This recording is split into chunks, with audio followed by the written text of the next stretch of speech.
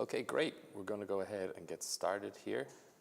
You're all very welcome to our webinar on maximizing your digital ad ROI, presented to you by the 7 Pillars of Digital Marketing Academy and sponsored and co-brought to you by Blue Liner Marketing. So grab a coffee, grab some water, and let's get ready to kind of really dive under the hood of the whole digital ad world and learn how we can get more juice from the proverbial lemon, I guess. So to kick off and just kind of to take a look at the agenda of what we're going to look at today, we're going to start by giving you an overview of everything we're going to cover, take a little bit of a look at who I am, and then give you an overview of what the 7 Pillars Digital Academy actually covers and the various different digital marketing training types that we offer. So first, we're going to look at why you should invest in digital ads. And then after that, we'll move on to the type of digital ads that there actually are. Again, tremendously important. If you're trying to make the case to your boss or to a coworker or to any manager, it's tremendously important to know the value or be able to articulate concisely the value of digital ads. We all know there's value there, but it's great to reiterate those key points. Then after we've decided we will actually be using digital ads, the next agenda item we're going to be looking at is how to target them. And then after that, we'll be looking at how PPC works, because that is one of the most common ways in which we are charged for the ads. After that, we'll look at conversion tracking, because it's always great to fully understand the effect that our ads are having. You'll always see your impressions, you'll always see your clicks, but we'll look through a little bit how to actually set up conversion tracking so you really know how these clicks and these eyeballs are turning into leads for your business. Next, we'll step foot into kind of the social realm of things and look at the different types of ads that are available on both Facebook and Instagram, and then following that, YouTube, because it's always easy to think of Google ads as the very first port of call, and it's definitely a great bottom rock to build our knowledge off of. But with social media use being so prevalent now, there are always a strong chance to engage in if you've deemed that your audience is active on there. And just to note there as well, a huge caveat across all of this, we're assuming walking into this kind of workflow here that we've already done a little bit of homework on defining our customer, understanding where they're engaging online and what might be attractive to them. After the social component, we'll look a little bit at remarketing and retargeting, as it's also called, how to set that up, how the rationale of it works, and how to really leverage that to drive your ROI. And then following that, kind of putting all the pieces together from everything we looked at, we'll move into a section of just takeaways that you can take away from today's webinar and apply directly after we get off this to your online advertising strategies in order to get more return in your investment. So we'll look at really practical things like how to structure your AdWords account, the different keyword match types, and how they can be used depending on the different objectives of your digital ads. And then good old-fashioned how to write great ads, because we can never ignore the role that creative plays in all this. And sometimes the art is lost in the digital advertising world. We get so hung up on optimization and targeting and different tactics that we forget that invariably it's a well-written ad that will draw our eyeballs in. So always good to refresh on that. And then finally, it's the testing part, the analytics portion that will really inform us of how we're doing, really what effect is what we're putting out there having. So tremendously valuable to always know your data, because the data you generate yourself is going to be the most value to you. So to move on and just give you a little bit of background about who I am. My name is Connor Dalton. I'm the marketing director for Blue Liner Marketing here in New York. I'm a lead instructor for the 7 Pillars Digital Marketing Academy, mainly teaching the areas of SEO, social media, online advertising, but I cover a bit of everything as well. I have my MSc, my master's in marketing practice, and originally my background was in professional service marketing and financial services marketing. That being said, I have been working in an agency environment for almost 3 years, and in total I have over 5 years working in digital advertising, social, and SEO. So, definitely learned a few things through that time period that I'll relay some of the nuggets to you today. To look at the 7 Pillars Academy, essentially we offer a whole plethora of online training, which you're experiencing now, but we also offer in-person boot camps, corporate training, a certification program, and we also as well, do online classes too. So a wide array of bringing digital knowledge that we've learned within our agency environment to you, the end user. Really practical frameworks that you can apply right out of the gate. And just to note the beauty of the 7 Pillar system, which is created by Arman Rusta, the CEO of Blue Liner. Essentially, it's a proprietary method that distills down the essence of all the flash buzz terms that can be thrown about, and really just shows how, despite all the new tactics emerging, you really can boil all this down to some pretty core principles that remain true. No matter how the tools may change, the principles will be pervasive and everlasting. So it's very accessible for entrepreneurs, small business owners, and really just helps you to keep sight of all the different digital marketing balls you'll have in the air. So I encourage you to check this out. You can learn more at our website, 7pillarsdigital.com. And just to note too, that as a kind of a giveaway, if you stay until the end of the webinar, we'll be sharing a URL with you where you can get a free copy of the book, which is the basis of the system. It's available on Amazon, but you'll be able to get your free copy today by staying till the end. So let's dive right in. Good place to start. Why should you be investing in digital ads? If you aren't currently, and you maybe want to make a case to your boss, here are some key takeaways on really what the value is. So it's a much more precise audience. You really can get laser targeted, and really the reach, when you think about how many people that are actually using the internet, using Facebook, using Instagram, it's essentially unlimited, really. There's no borders there. It's not as if you're putting up a billboard on your local bus stop or something like that, and it's only those people that are going to see it. Really, the world is your oyster when it comes to digital advertising. You can essentially reach anyone who has an internet connection, should that be relevant for you to do so. It allows you to boost your creativity. It's always a good way for you to gain new, results, or present your message in a new way by using a different platform to do that, because each platform will have its own set of unique attributes. And essentially, by moving into a new terrain, you're going to be challenged. You're going to have to maybe express your message in a more concise way, or you're going to have to maybe utilize a video to do that, and that can really spark your creativity. The speed is unbeatable. When you think of how long it would take to use that bus stop example, that out-of-home advertising, you need to work with your graphics department, work with the advertising agency that runs those ads, and you would really have to broker a deal. You'd be emailing back and forth, you'd be sending proofs, and then it could be until they do the changeover. So it could be towards the end of the month by the time the thing even gets active. But with digital marketing, you can essentially launch a digital marketing campaign on, say, AdWords or Facebook. You can have it up and launched within 20 minutes maybe even. So it's very quick. So you can be very agile, you can make decisions, you can test. You're not tied down to having the banner up there for the month and that being it. So it's very, very speedy. And you really can engage with your customers too. So think about, again, that bus stop example.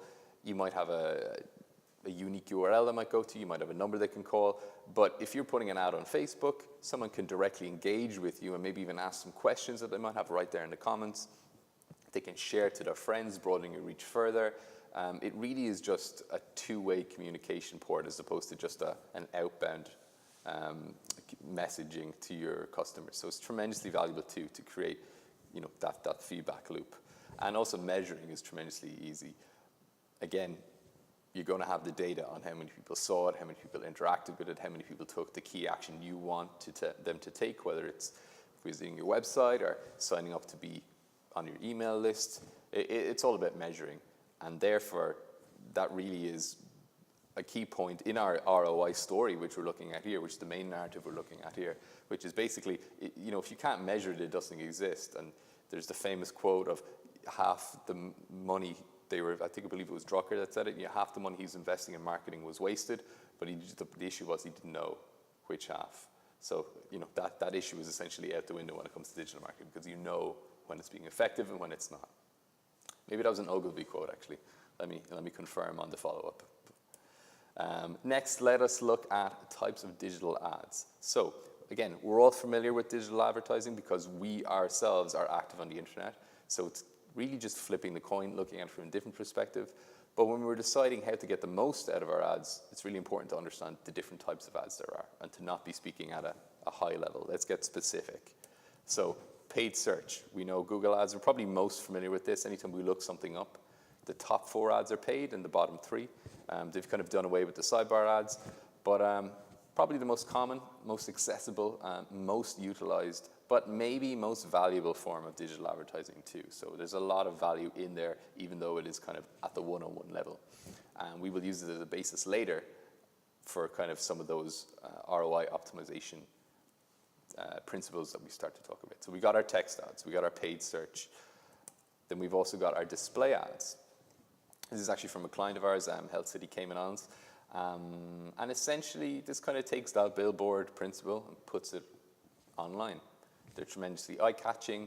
Some people find visuals far more engaging. And they have a tremendously powerful draw to them too. Everyone likes a dynamic image. It's eye-catching. It prompts action. It's very valuable. Each form of advertising has its own unique traits. Typically with display ads, you might find a lower click-through rate, meaning that say if the same amount of people saw this as your text ads, you might find that slightly less click-through. And that can be for several reasons. I mean, with display ads like this, we've seen that people can sometimes window shop, which is okay. It's just important to understand that maybe don't get disheartened when as many people aren't clicking through. But still, tremendously valuable, highly visual, and these can be served either through the Google Display Network or they can be served through a type of advertising like, say, programmatic advertising, which is where we take more data into play there. And we will look at that again later. So just to briefly look at the different sizes of ads. So when you're getting your digital ads made, your designer will be essentially taking the same creative and spreading across all these different canvases. And these are the top ones that are recommended. And it might seem like, okay, that's a lot of ads to be making for one single creative. But really, what you want to be doing is, if you're running this campaign through, say, the Google Display Network, you want to be able to have all the assets there. That so when a slot appears, you win that bid. You want to have the appropriate creative available so that Google can place your ad in front of the user or the web user that you've just potentially gained.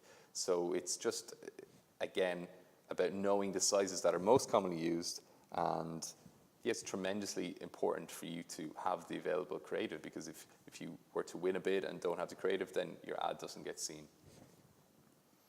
Moving on next to social ads and video ads.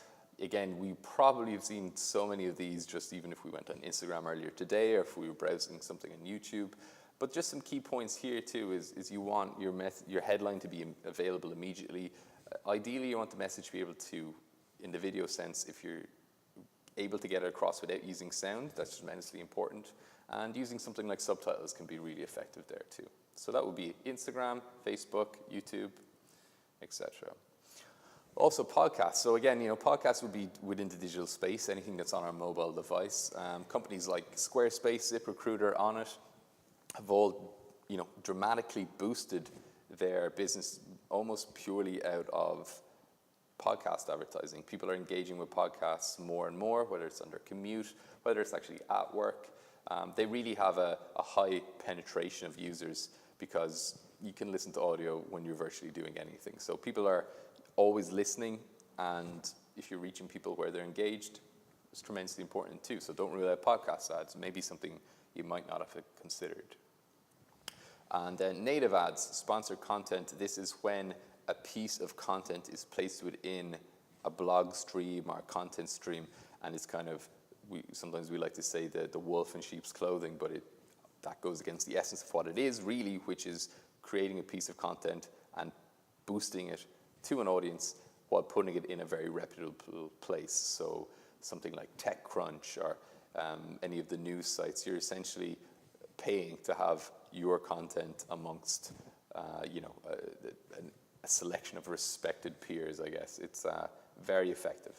And we look at an example here. So we see these are real actual blogs, and then one of these posts here is promoted to, and to the untrained eye, it essentially allows you to get in amongst the conversation where you know people are going and using something as a valuable resource, you can muscle your way in there too.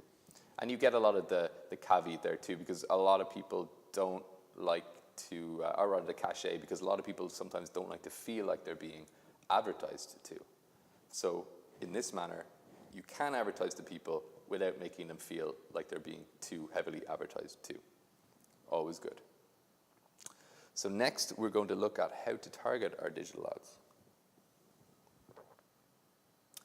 So the first one we'll probably always consider, and it's a nice bounce off of any conversations we're having in the SEO realm, is keyword targeting. When we're keyword targeting, essentially we're choosing the words or phrases that are relevant to your product or service, and we're placing ads, or at least we're aiming to have our ads appear for customers when they search those terms. By creating a highly relevant keyword list, we increase our chances of showing our ads to the most interested customers. So tying this back to our ROI, modus operandi for this webinar, when you're choosing keywords that are highly relevant, that is when you're going to see your most return on investment. It's not just putting it out, it's not casting too wide a net to just get it seen by anybody. You want to make sure that those keywords are highly relevant and aligned with your target customer. And again, to point, some people get dissuaded when they see that their target keywords are quite expensive. That could cost you more. Your daily budgets could go more quickly. But if those keywords are of value, you can still win with them. They just might cost you more. You might be showing ads for less time that day, but it might be more valuable, and you might get more of a return for, if you were to choose to do that. So location and language targeting. Obviously, if we're spending money on ads, we want to make sure that they're being seen in the most optimal location. So if we've got a store or if we're shipping to somewhere, we don't want to be showing our ads anywhere irrelevant. And the language one is huge too. We advertise in not just English-speaking markets, and it's very, very important for us to always keep an eye on the type of ads we're running in each market. If we were running, say, English ads in somewhere in Latin America that doesn't actually speak English, we're essentially wasting money. We really, really need to be cognizant of that. And it sounds like such a basic, thing it sounds like a given, but it's kind of one of these, the devil's in the detail kind of things, and it's always, always great to just make sure that you're doing the basics correctly. Now, device targeting too. So are we, for example, if we're advertising an app, or if we're trying to inspire location-based while someone is moving actions, if they're looking for a restaurant, if we wanted to download an app, any situation like that, is it more relevant for us to maybe even be just targeting users based on their phone?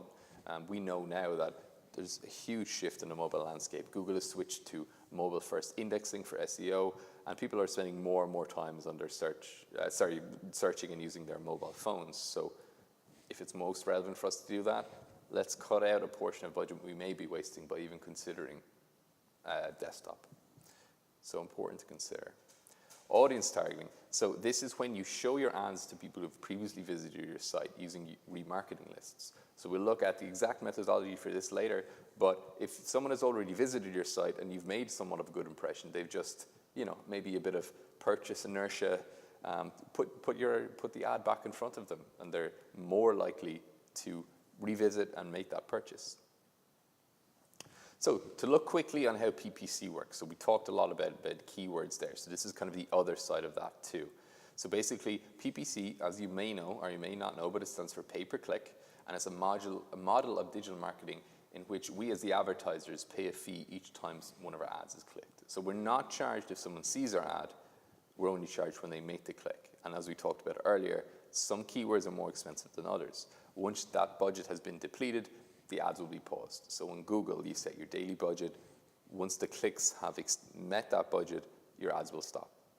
In some forms, you will be giving Google a little bit of wiggle room to maybe go above that. You might see it go above your daily budget by perhaps 10%, but most commonly it'll be somewhere around that figure you set.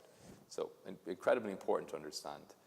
And even though you might not be charged, if someone doesn't click on your ad, if it's shown to a number of people and it's not clicked, if you don't have a high enough click-through rate, that could be a sign to Google that maybe it's not the most relevant for the audience. So you want to make sure that the ads you're showing to people based on the keywords they're searching are as relevant as possible. So it's not always a good thing to not be charged, because it could be an indication that your ads maybe aren't aligned with what the audience you're placing them in front of. So this is one of the big things that we were going to talk about. Nothing gets you more return than understanding if the people are actually taking the actions you want them to take. So conversion tracking is huge. So if you're familiar with AdWords, in the platform, this is the new layout, which they've updated as of October, November last year. But if you go into the top menu and you click on conversions under the measurement header, it will be brought through to this screen. And this screen allows you to create new conversions and see how your other conversion tags are tracking and how much engagement you're seeing on those. It'll tell you some things like maybe the conversion rate, how they've been set up, and to date, how many conversions have run through that. So when you click on this nice big blue plus sign here, you're brought through to somewhat of a wizard to kind of help you set them up. And it'll bring you through basically what your objective is. And a lot of the platforms are working this way. We'll see now how Facebook is doing something similar. But essentially, they'll ask you, okay, what kind of conversions do you want to track? What valuable actions that your customers may be making do you want to confirm or understand that they're not making? So that could be a website, you could be tracking sales or other actions, it could be filling out a contact form. You might want them to download an app. You might want them to actually pick up the phone and call your business, or you may have some other actions or rather conversions set up in, say, Google Analytics that you might want to import there. And again, there's a lot of very, very helpful YouTube videos to walk you through this process. We won't delve right into going all the way through it right now, but if this is something you're currently not doing, I would highly recommend that you add this to your digital marketing skill set. Nothing beats knowing really, and I mean really, if what you're doing is actually effective. Clicks are great. Using analytics to see people are spending time on the site are great, but understanding where the leads you're trying to capture are coming from, or if your digital advertising is being effective at doing that, is really key here. So looking at Facebook in a similar regard, when you're within your ads manager, they will refer to this as a Facebook pixel. And there's one per advertising account, and you can set it up by going through the create a pixel wizard here that we're showing a preview of. And essentially what you're doing is you're generating a piece of code that you will in future be placing on the destination of your website that you want people to reach when they're running ads.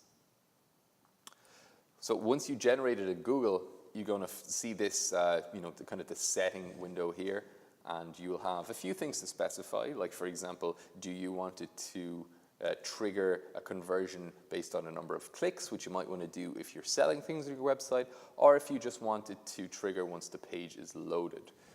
For example, if they're filling out a form and reaching a thank you page, does that count as your conversion?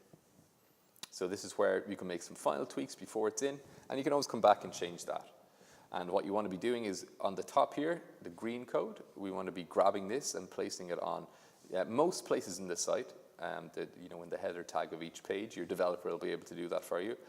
That's the global site tag, which tracks all the activity. And then the event-specific one, we'll want to just place this one on the thank you page. So again, using that contact form as an example, once someone fills out the form and submits that, this will go on the thank you page, and once the user reaches that, this will fire back to Google AdWords, let them know that the user has come from here, and that will count as a conversion. So to show you that on, really the example we just talked through, but more of a visual way, we'll see that here on the left, the person is brought through to the landing page. They fill out and submit their information. The thank you page is served, and then that pixel fires and brings us back to Google AdWords and verifies that that traffic, or that user rather, has come from there. So just to reiterate, if you're not doing this currently, it's a really you know, a key way of making just your digital marketing that much more intelligent. Right, so to look again at this, you know, within the realm of Facebook and Instagram, let's look at some of those ad types that you can do here. So you're going to be led by objective when you're setting them up in Facebook, which is always good too, because it kind of helps you create out of the box the kind of campaign you want. It'll walk you through what are you trying to really do. Are you trying to raise awareness? Are you trying to just get new eyeballs on your business or service? Are you trying to reach people that are already in the consideration stage? Or are you really just trying to get conversions in the sense of, you know, those custom action, maybe the contact details we talked about? Are you trying to get visits to your store? Are you trying to generate sales? Under consideration, you could be trying to just get traffic to your website, get more engagement on your Facebook content, your social content, or you could be trying to generate leads. So that's a fantastic way for people to be able to actually give you their lead data right through Facebook. And then in the awareness sense, are you just trying to get your message out there to a wider audience, or are you trying to maybe take the content you're already pushing out and broaden its reach?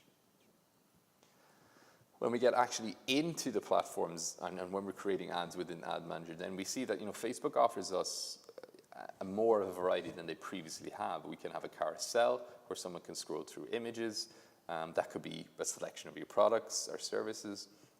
You can lead with a single image.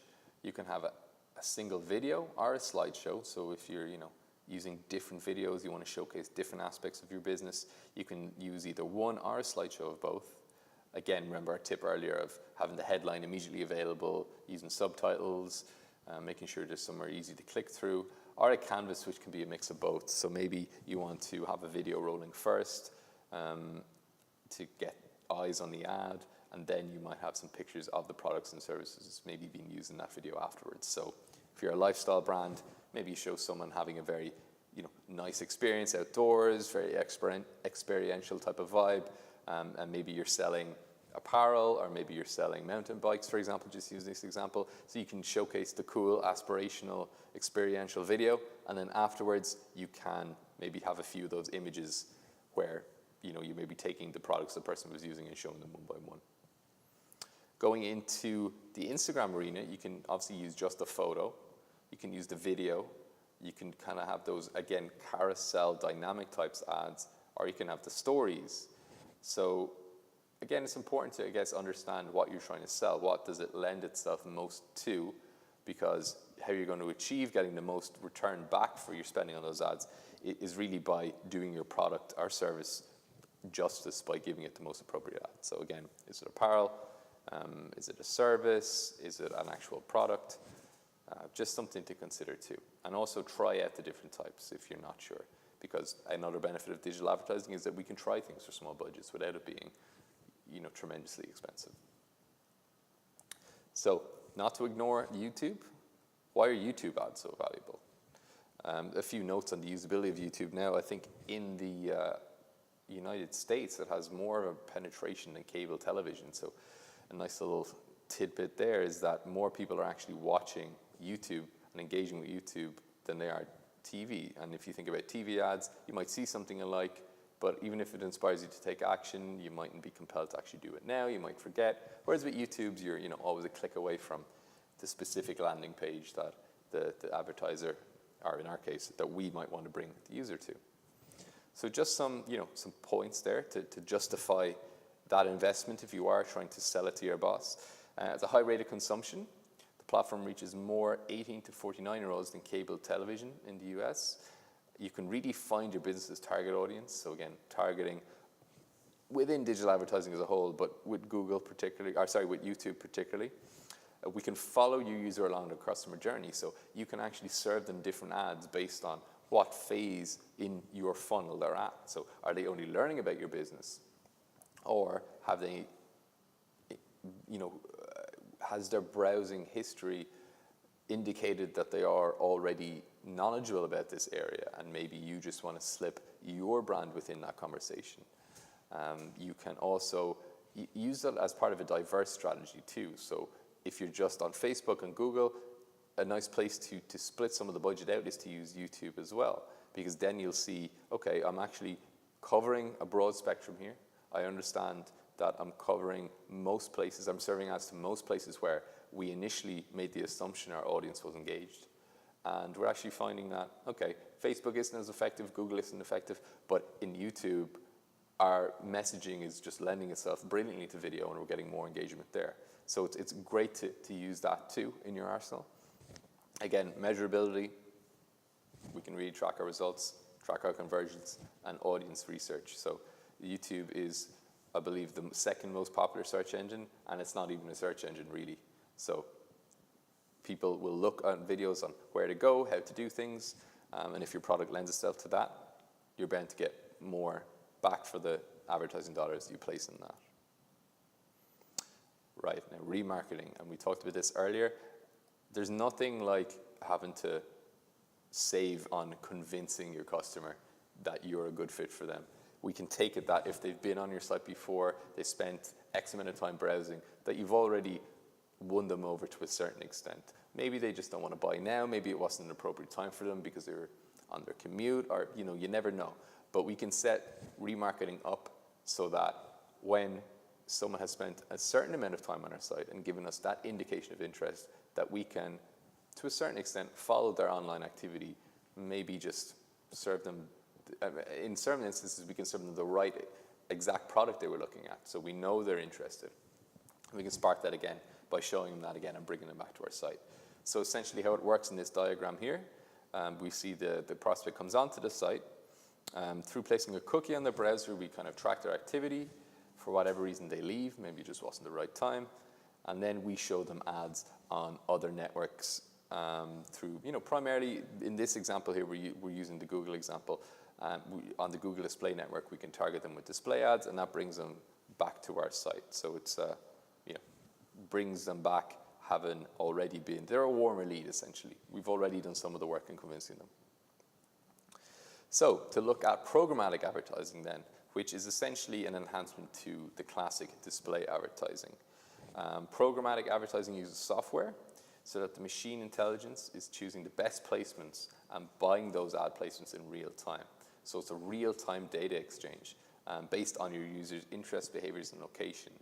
And really, so you probably see a lot of these ads every day and you don't even realize it, but really it's almost like if we're talking about remarketing an interested customer based on the time they spent on our site, with programmatic advertising, we can actually target them based on the interest they've indicated by visiting other similar sites to ours. So to look at a data of how that works, we at the advertiser are at one side and the customer is at the other. We, through real-time buying in an ad exchange and ad network, will get their user behavior and place ads in a real-time bidding environment in front of them, and essentially it just creates a much more powerful way. Instead of just doing it on keywords, we're using actual real third-party data from data providers, so we know that our audience is engaged. It's almost like remarketing them without them ever having actually visited our site. We essentially can target the most interested customers, the most in-market customers for our products, are the most appropriate customers for our service. And again, if you've dabbled in digital advertising, I would really, really encourage you to give this a go. It's a lot more accessible than people feel like it might be. It's very simple to run, and it really just uses the benefit of the advancements in technology to be able to actually target more relevant customers better, which always has a strong impact on our ROI. So just to look at some emerging trends before we dive right into the cold hard ROI optimization. This year you're much more likely to see elements like augmented reality come into advertising. So in this instance, maybe you're shopping in IKEA and you want to be able to see what that new chair will look like in your living room. You're going to be able to do that much more easily now, and it's closing the loop on really the final few factors that are bringing friction to the arena of e-commerce. So, a big trouble we have is if we're, say, trying to make a purchase like this, we don't really know what the piece of furniture might look like in the space, or similarly, if we're trying clothes, we mightn't really get a true sense for what it looks like on us. And trends like this are really going to break down the barriers of those factors where we might not buy and decide to go into the store.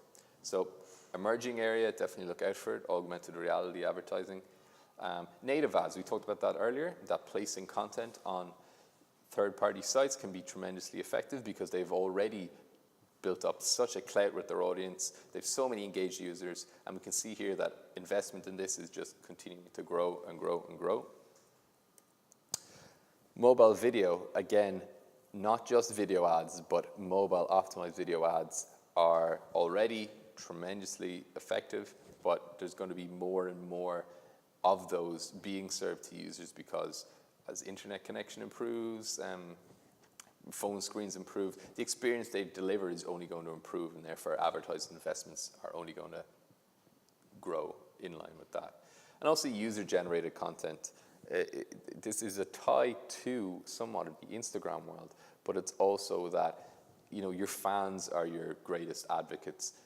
No matter how much you invest in telling your audience of how great your product or service are, peer-to-peer recommendations are one of the most valuable things in marketing, and people are going to believe more strongly someone that they feel is similar to themselves. When they feel like they're not being sold to is when you're going to be able to convince them the most. And so allowing users to generate their own content and send it in and have that be used as a creative in ads, it's going to automatically seem so genuine to fellow users because it is going to be created by someone just like them.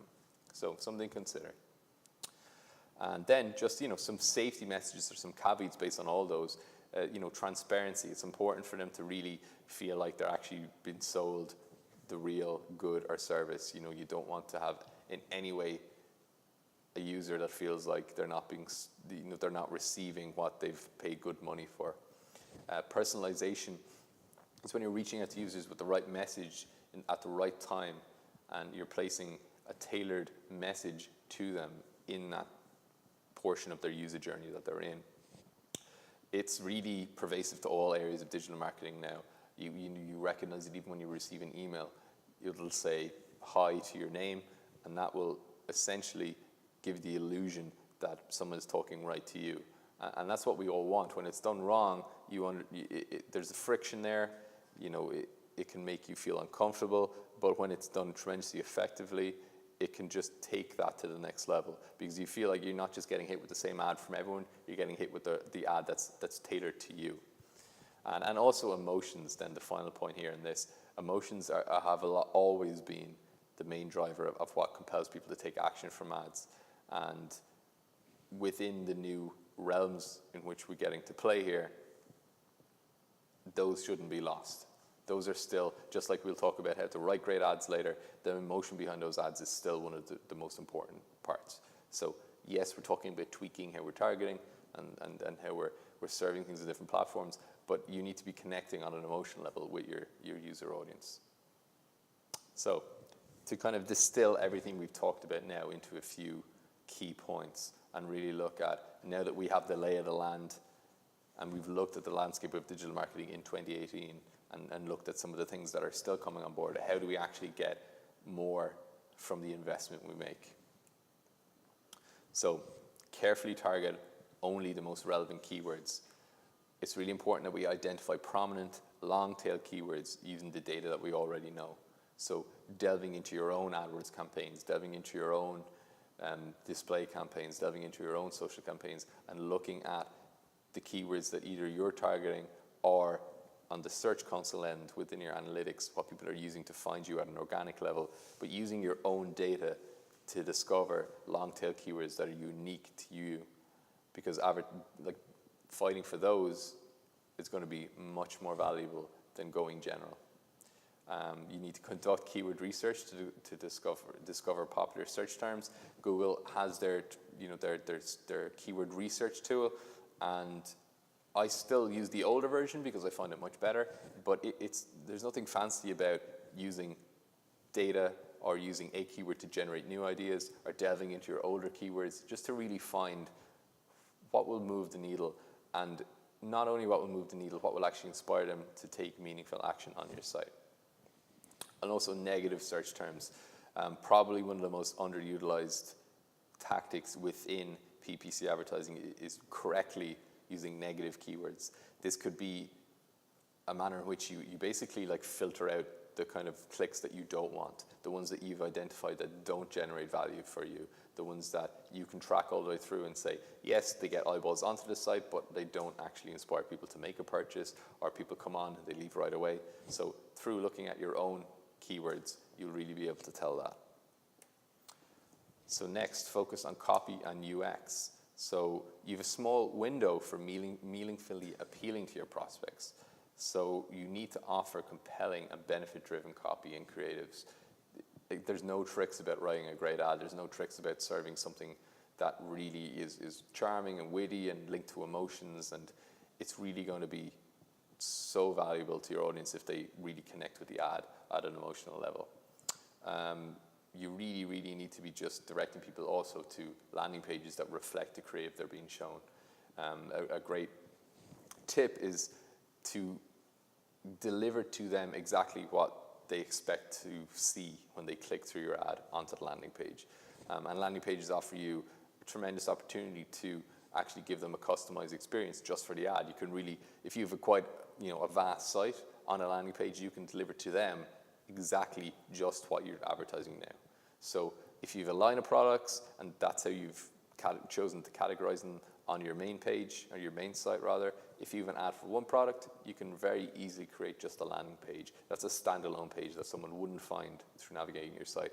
And it's optimized to just give a headline, a nice image, the benefits, and maybe just a purchase button, or if you're tracking info, or contact info rather, you can just have the form right there. So lean, direct, to the point, and a tailored user experience. Landing pages are great. And then one of the other points we have here is relentlessly monitor and refine your campaign. So it's never okay to set and forget a campaign, although it can happen, but it's never a good approach to do.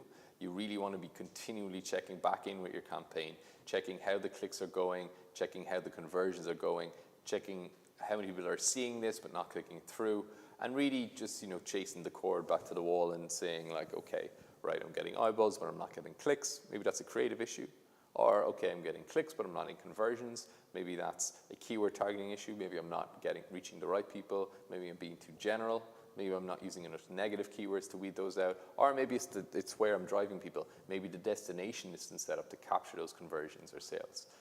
So you always need to be troubleshooting. You always need to be keeping an eye on it. And it just helps you understand or spot any issues that may arise. So on that then, another thing we really need to, if we're talking about Google Ads, is how we're structuring it, and how various different things we do can impact how our campaigns run, or how effectively our campaigns run. So if we look here, at a high level, we've got the AdWords account, and it's under that where we have our campaigns. Then within each campaign, we can have different ad groups. Within the ad groups, we have our keywords and our ads.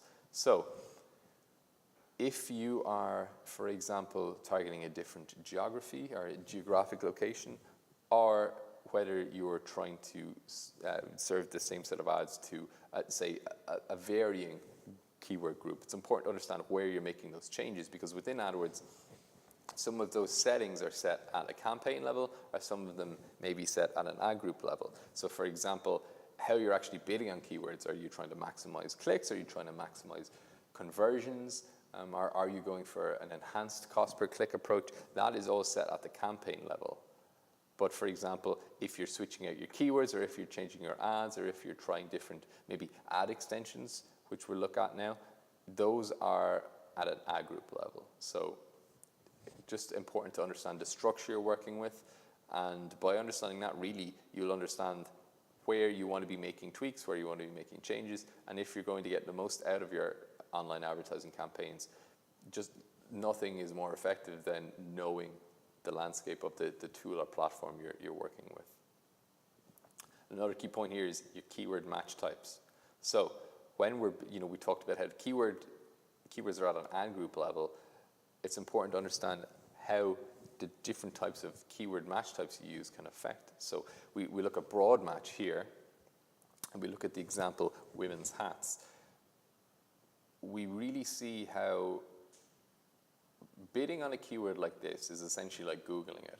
So you're really giving Google free reign on what they're going to serve your ads to, within within all the variations that could potentially show up when you Google that. So we see that, you could include misspellings, synonyms, which debatable what a synonym is depending on the context, related searches and other relevant variations. So it could show your ad for women's hats is the keyword we're bidding on, but it could show you your ad for buy ladies hats. That in this instance is relevant, but maybe it's not. Maybe it's women's hats for a wedding or something. But you're focusing on women's hats for outdoor exploring. It can be quite broad, and again, a good way I think of it is as broad as a Google term could be. The next one is called broad match modifier, which is essentially a good way of leveraging the reach you get with these keywords, but while locking down a few portions of it. And in this example, we see here how the plus sign is placed in front of words we want to lock down. So it does actually create more of a lock on what can show. In the example to him, it's hats for women. Even though we're bidding on women's hats, it's showing it for hats for women. So we're locking down certain words that we want to definitely be in there. A really good tip that I use is by using the plus to lock down some parts of it, you really can actually just lock down the essential part and give some free reign on the other parts too. One thing that sometimes is often misadvised is always putting the plus sign in front of every single letter, which will lock it down more than broad match, but essentially at that stage, if you're locking down every letter, you're essentially in our next example here, which is phrase match. So when we use phrase match, we're telling Google to only bid and only show our ads for keywords that contain that phrase. So it could be buy women's hats for summer, women's hats for fall.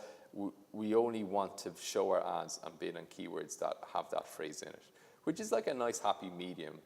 If you've got a phrase that is related to your business that people are using through your keyword research, or you just know even verbally that people use that term, this is a nice one to be able to get a certain number of eyes on it while also trying to maintain a certain degree of relevancy too.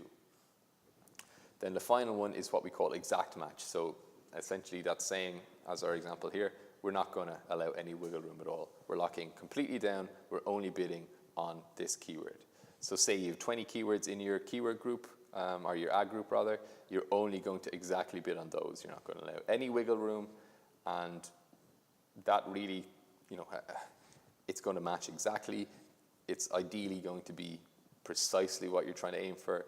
So it's very valuable to be just aiming for that. But what I will say is, to do this, you've got to be very certain that you are targeting the exact keywords your audience are using.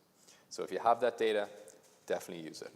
But a nice happy medium sometimes works. What I most commonly will use is a mix of broad match modifier and phrase match to get a little bit of best of both worlds, a bit of the wide appeal, but also relevancy too. And then once obviously you've gotten the correct eyeballs onto it, let's look at how to write a great ad, the anatomy of a Google ad. So the anatomy of a Google ad is essentially, they've created now what I call expanded ads. So in here, we come in, we set our final URL we're going to drive people to. We've got a headline 1, a headline 2, both of which are 30 characters.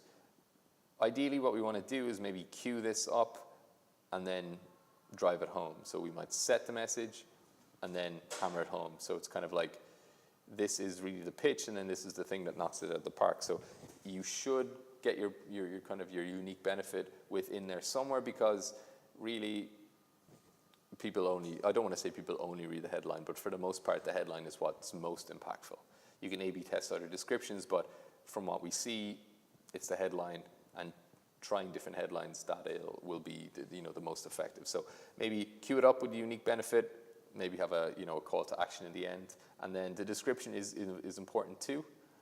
But in terms of testing, try out some different headlines, maybe switch them around. Just make sure that when you're trying this out, you've got 3 ads in each ad group, because that's the preferred number that Google likes to try, and let its algorithm do its thing and test the most effective ads. So it's certainly can be challenging to write in this format, but you'd be surprised through practice how quickly you can really just start to take all the content you have on your site already, maybe start at a product page level and translate that into 2 really nice headlines and then a description.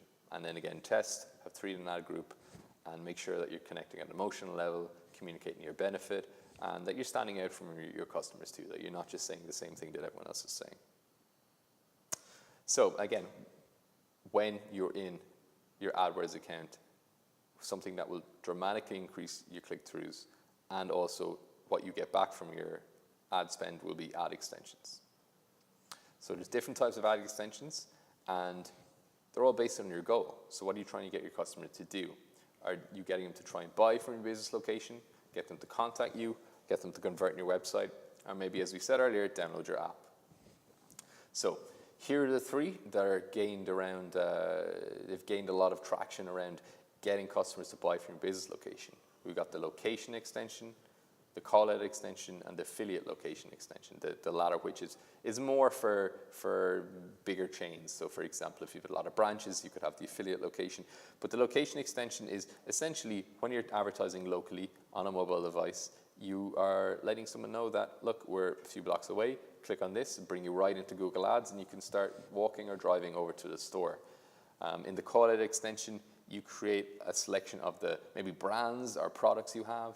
To use our outdoor explorer example, you might have, a kayak tour, bike trail, all that, camping. You can just give a slight selection of everything that's offered on your website, and it allows someone again to just see your strong headline, see the benefit you offer, and see some of the services you offer right there. All of these are tremendously important because they muscle in on more ad real estate, so you get more bang for your buck. When you win your bid, you actually get more space. So really important. Then, if your goal is to try and get customers to contact you, we have the call extension or the message extension. So call extension is at the bottom of an ad. It's literally where it pulls out your phone number right there. If you want to have someone call them directly from your mobile device, just have them click on that. Your business is right to your direct line. So if that's the action you want people to take, and you have an ROI value tied with that, definitely use that. And the message extension, through a click, you can have someone directly engaging with you right away from there. So again, getting customers to convert on your website, we have a few options here too. The call out extension that we already mentioned is valuable.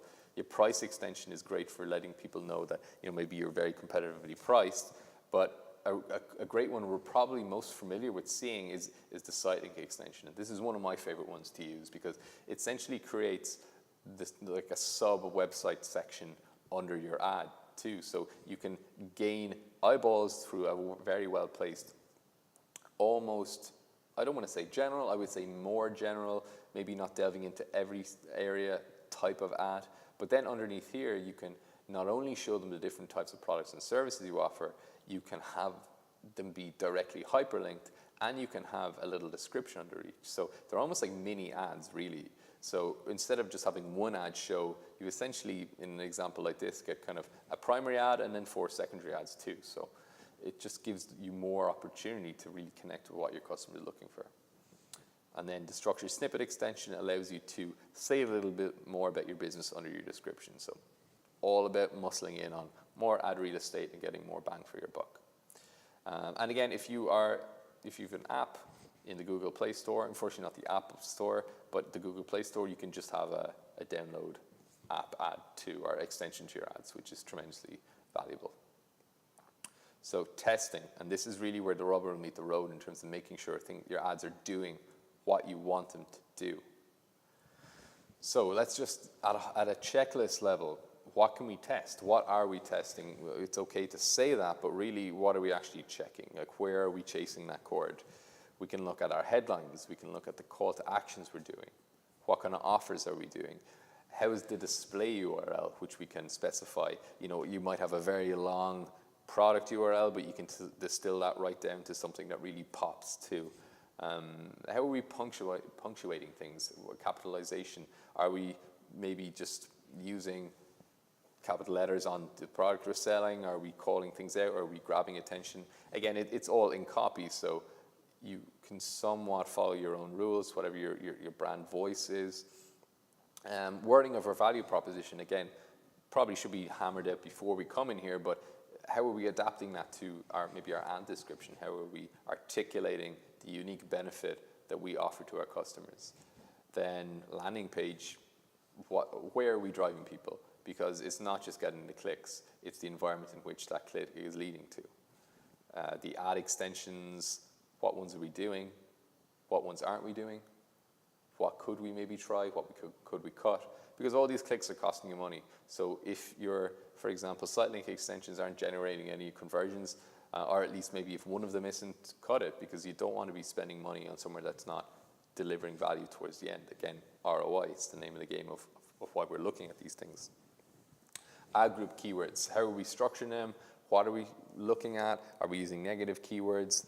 Do we want to try a separate keyword group where we are being very lean with our broad match, or very lean with our exact match? Or do we want to look at maybe casting a wider net and using our broad match modifier? Again, device targeting, okay, we're looking at mobile and desktop in this ads, but we can see that the mobile converters are converting at a ratio of maybe for every 2, there's only a half a conversion for a desktop. So maybe let's cut that. Maybe let's try just going mobile and seeing what that can do. Maybe will that be a much more worthwhile investment for us?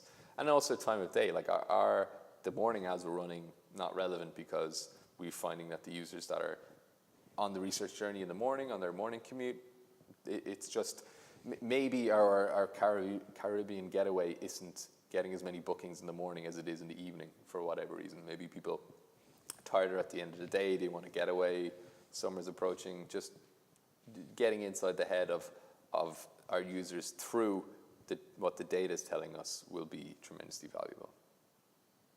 And then one last part where you're going to see all this really then is in the analytics and reporting section. So this is your analytics kind of dashboard.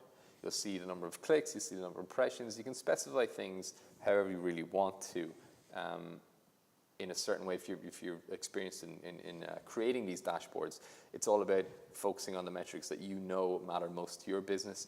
But really just the message here is that you need to become best friends with this or whatever ad platform you're using the most, and chasing that chord and determining where things are slipping through the cracks. Where's your investment not delivering what you need it to do? Because it's in this area that you will get all the information you need to make that decision. You'll be able to tell people are seeing it but not clicking, or people are clicking and not converting, and delve into the various little minutiae of why that may be happening, why this may be happening, and does investing in, say, this keyword even make sense? So this is really where all those decisions come together. And so that kind of draws us to the end of our webinar. Let's just take a second to see if anyone has any questions. And we will take some now. So just let me know in the chat if you've got any questions. If not, oh, cool, there's a good one here. Great, so this person is asking, comparing social ads to Google, which one do I think would be most effective for someone who's currently not investing a lot in digital ads? Right, okay. Okay, cool, good question. Yeah, I think the difference between the two is really the type of targeting you're using. So maybe if you're investing a little in Facebook right now, but aren't seeing a whole lot back, it might be that your user journey is more catered, or it could be better catered towards someone who is researching through keywords, or vice versa. So it's important to understand the unique benefits that each platform has. Facebook has so much, as we know, Facebook has so much data on everyone, and it allows you to certainly do so much interest targeting, demographic targeting, behavioral targeting, targeting groups, targeting on Messenger, and in a complementary way to that, Google more has information on what people are doing in the moment and what they might do in the future. So I guess what I would do is, just coming back to your question there, if you haven't invested in either, I would try a little test budget in both. But if you've invested one and you haven't found it to be effective, I would try the other. And that's, again, that's the beauty of digital advertising. We're not married to overly any one tactic, and we can be agile, we can be kind of ever changing, and we can be ever testing and finding what's going to deliver us the most ROI. Cool. Okay, so I don't see any of your questions here, so we'll wrap up and let everyone get on with their day. But before I leave you, I just want to share with you that URL where you can get your free copy of the digital marketing, the 7 Pillars of Digital Marketing book. So if you go to 7pillarsdigital.com /free-book, you'll get a digital copy of it. I'd encourage you to look through a lot of the really great organizational tactics in there. A lot written on time management. A lot written on the work personality types, the DNA of a team, how to structure campaigns, how to approach even the whole world of digital marketing from the outset. It's tremendously valuable, and it's really great at helping you focus on the things that matter, the things that are going to deliver value for you. So not just the ROI of digital ads, but also just the ROI of digital marketing in general. So thanks very much. I've been Connor Dalton. Any questions, any follow-up questions you have? Certainly feel free to drop me an email at connor@bluelinerny.com. That's one N, CONOR, @bluelinerny.com. And I'll be more than happy to get back to you. And I hope you got some real value from today. And I hope you're enthused and pumped to go out now and just optimize the hell out of your campaigns, maybe try something new, and really just have some fun with it too. So thanks, everybody. We'll see you again soon on one of our next webinars.